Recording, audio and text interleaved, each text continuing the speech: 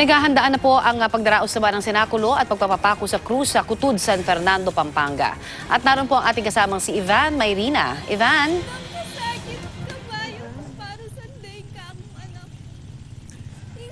Yes, Connie, nagbabalik tayo dito sa San Pedro Kutud sa San Fernando, Pampanga. At alam nyo ba mga kapuso na nitong nakaraang taon, Semana Santa ng 2016, ay umabot sa 30,000 ang mga dumayo dito sa San Pedro Kutud para saksihan ang kanilang pagtatanghal kung saan nga nagkakaroon po ng aktwal na pagpapapako ang ilan sa ating mga kababayan. 30,000 tao, hindi hubiro ang pagbabantay na ginagawa riyan.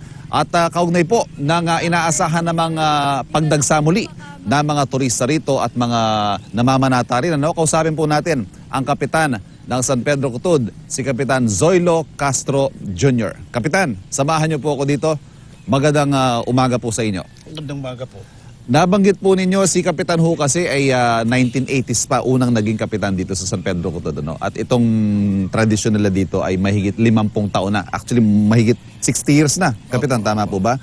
Gaano ho ang inilaki ng event na ito, ika nga, dito sa ating bayan?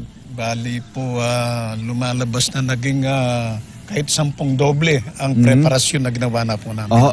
30,000 tao ho last year. Ngayong taon kaya, ilan yung inaasahan ninyong dadagsa dito sa inyong barangay? Nag-expect po kami siguro mga hanggang 40,000.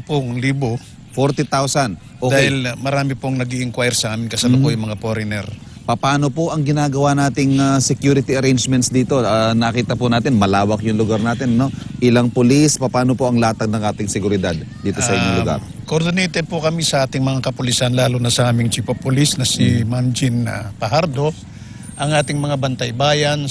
Ang mag-augment na pulis po rito is may na 200. Dito lang po sa lugar ng pagpapakuan. Pero po dun sa umpisa, dun sa may kanto ng aming barangay hanggang sa diretsong 1.6 kilometer. Okay. Ngayon po yung mga bantay bayan natin at saka ang ating mga personnel, umaabot po ng magit 200 ang tutulong para sa kapakanan ng ating tradisyon. Taon-taon wala naman po tayong nagiging problema rito. May mga petty crimes po ba nagaganap dyan? Dahil alam po natin kung saan maraming turista, meron at meron mga mananamantala o magtatangka na manamantala. Sawa ng Diyos po, nung nakaraang taon, zero crime po tayo. Kaya sana naman po ang pinapanalangin namin na itong darating na to na sana walang mangyayaring hindi maganda po rito. Nabanggit niyo po kanina sa kwentuhan natin, hindi pa pinal kung ilan yung magpapapako sa Biyernes Santo. Nitong mga nakaraang taon po, may mga nababalita na may mga foreigner na gusto ring magpapako. Ngayong taon po ba magkakaroon tayo ng ganon, mga foreigner na magpapapako? Wala po siguro, at saka hindi na rin kami papayag para Bakit hindi... Para yung solemnity ng ating tradisyon, hindi nahahaluan.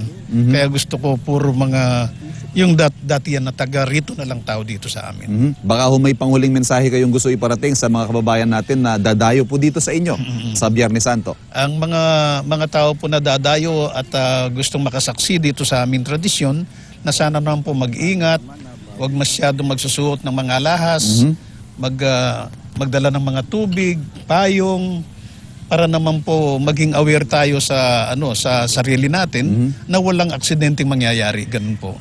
Maraming salamat, Kapitan Zoilo. Thank you, sir. At good luck po sa ating pagbabantay sa Maleldo 2017.